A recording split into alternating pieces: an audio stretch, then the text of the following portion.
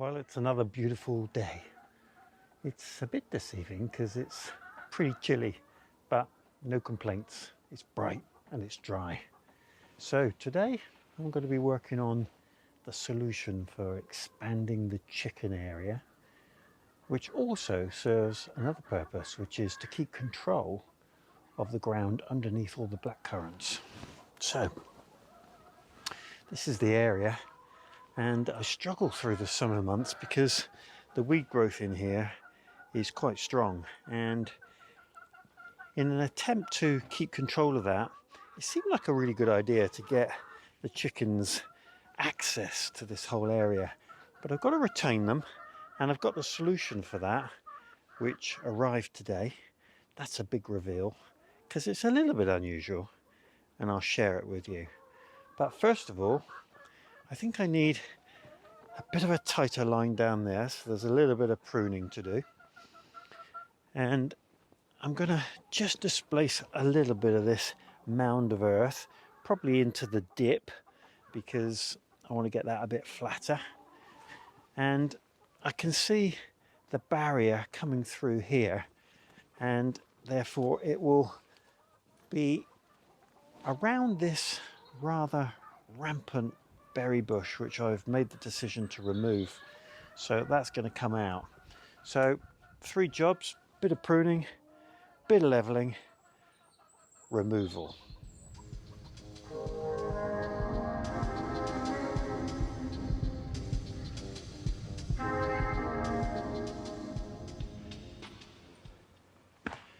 So this gooseberry here is pretty ancient, but it's really good gooseberry, really sweet berries, and it always gets overgrown by that bush that I've just taken out and just a general weed growth.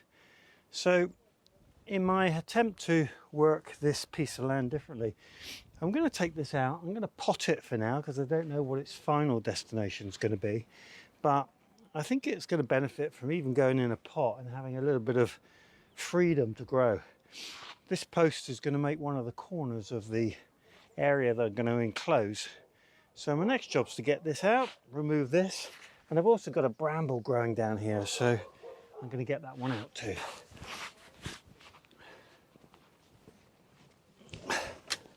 Well, that was fantastic. I got the main bush out, which will go in here fine, but I also got 1, 2, 3, 4 smaller gooseberry bushes. Oh, 5. And given that this is a really nice gooseberry, I'm going to enjoy just growing this on. That's strangely attached. That was a runner at some point, has grown over and produced the next bush. So we'll cut him in the middle. Right, just need to go and find pots and get them in.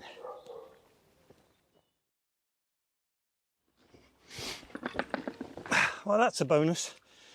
3 pots of a gooseberry that I really enjoy. So we'll get those down into the nursery come compost area and let them do their thing this spring summer.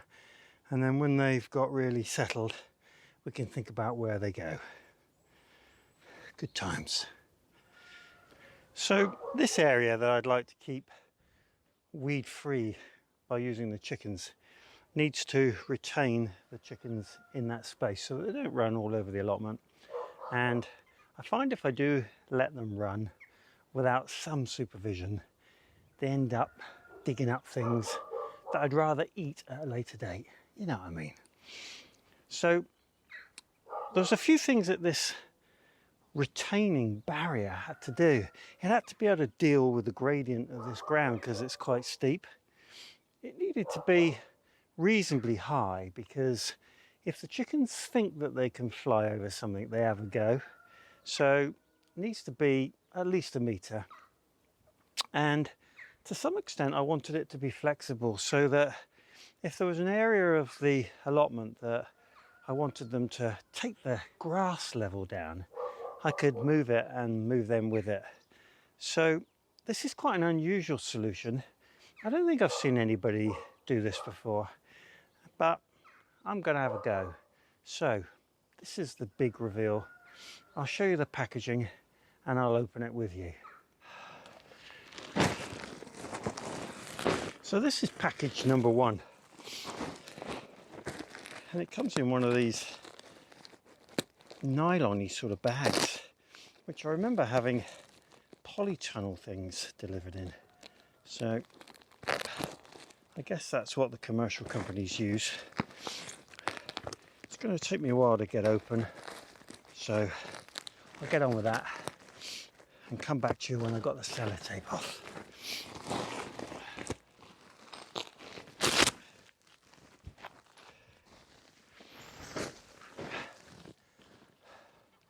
"20 minutes later."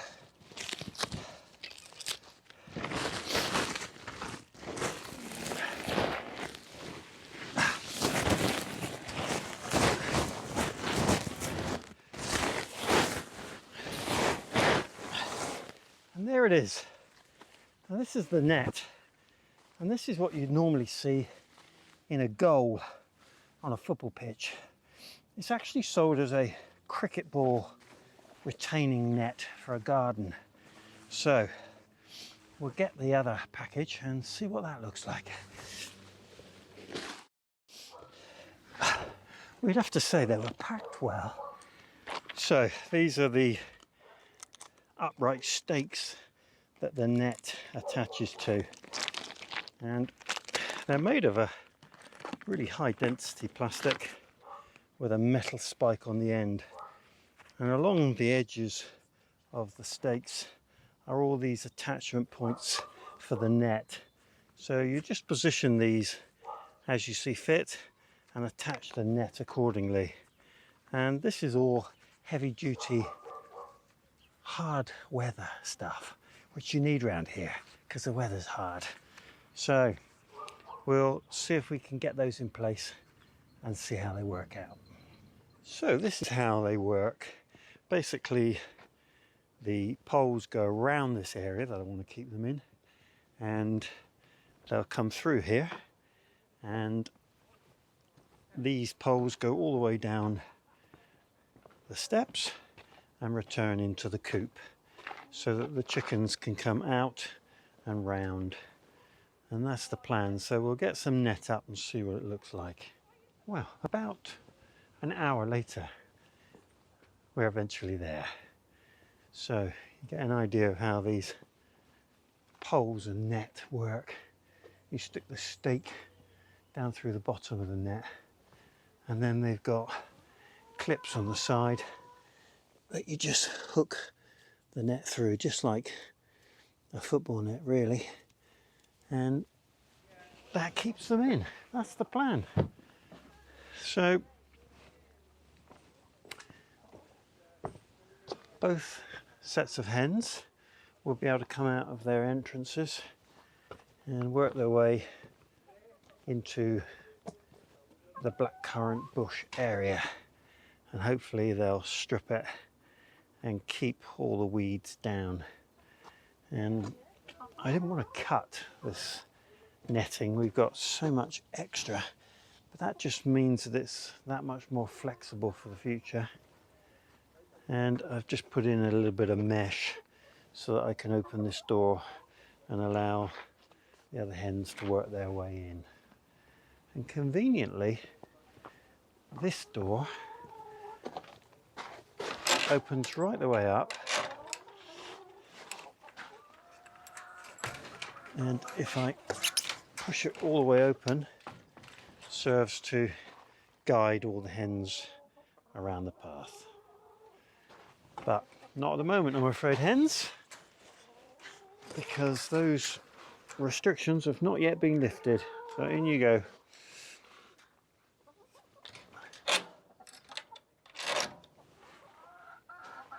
And we'll see how that fares. But it certainly looks very sturdy, and I'm sure it'll weather well. We'll see.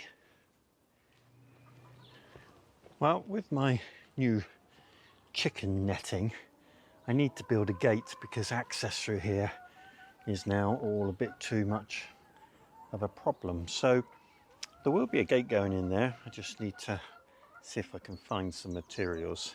In the meantime, any movement down the plot has to come through here, and that's particularly important when it comes to moving manure to the compost heap. So I'm going to need to just give this holly bush a bit of a shape and get myself some good access in there. Otherwise, one of these days, I'm going to get a bit of an injury. So, a bit of pruning on there.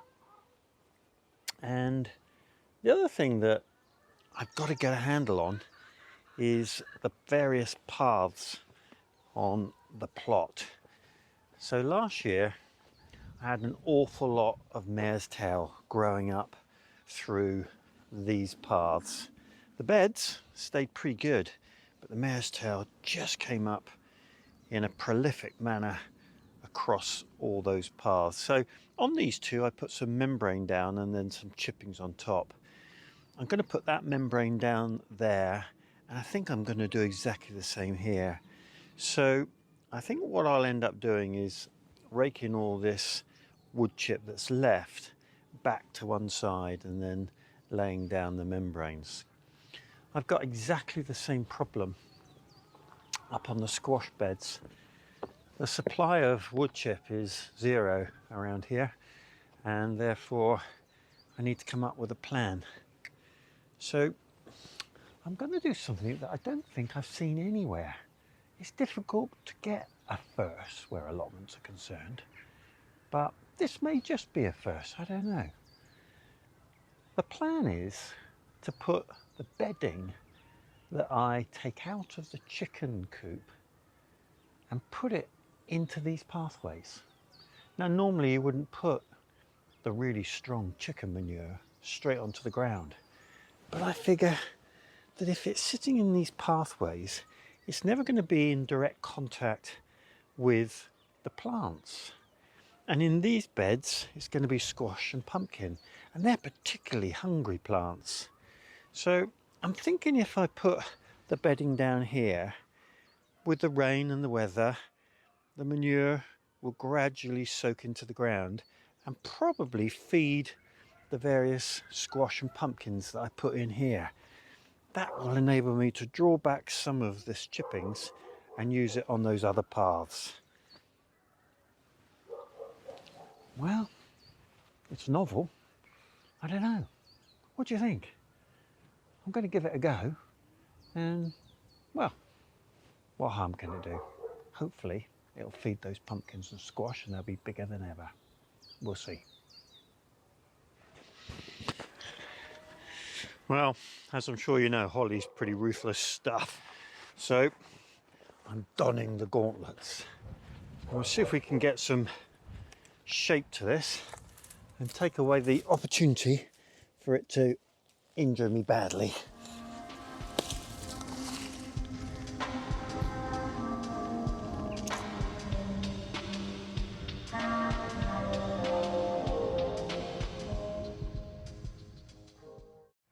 So this is the bedding that I'm going to use, and we've got sort of three grades of this. You've got this fairly old and fairly weathered bedding which has been out in the open, and then at the bottom of these two it will really be decomposed, and I'll use that as a covering for a bed at some point because it's as good as compost. However, we feed it from the top, so at the top it's very fresh. So I think for those paths this is what I'm going to take, and we'll see how that fares. It should be fairly weathered down already.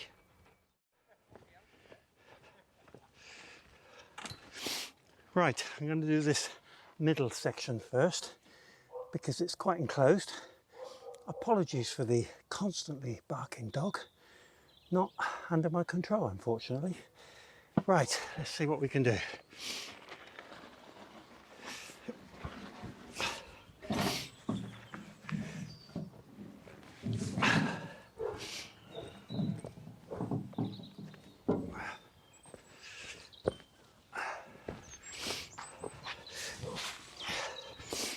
Well, one thing you can say, it's very easy to spread.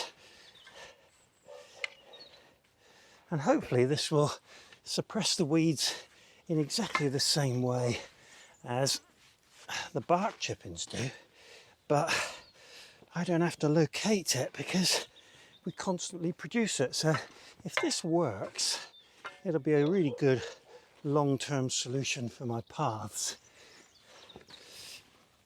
And that's one barrow. This will probably take 1.5 barrows, and then I think we'll be there. But it looks okay. Right, we'll get some more of that, I think.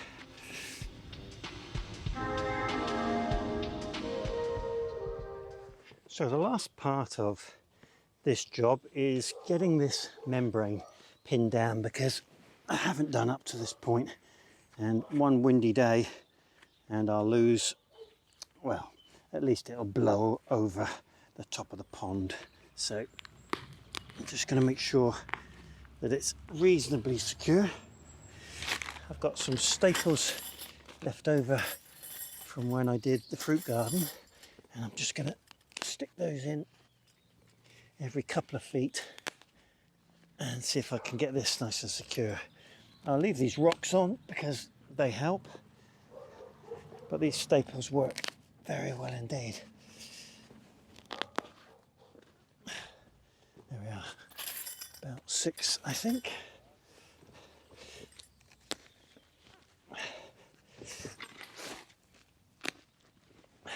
And then I'm going to need some at the ends.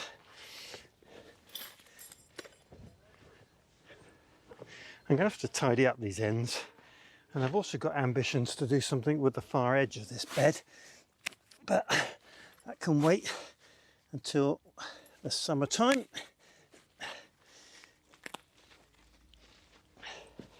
Or at least until we've had some good weather.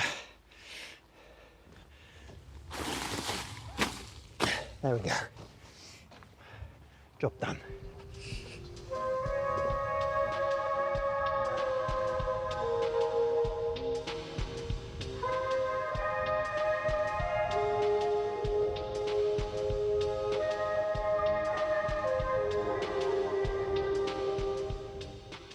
I do hope you enjoyed the video today. If you did, click the subscribe button, click the like button, and if you want updates from me each time I upload a video, click the bell and select all.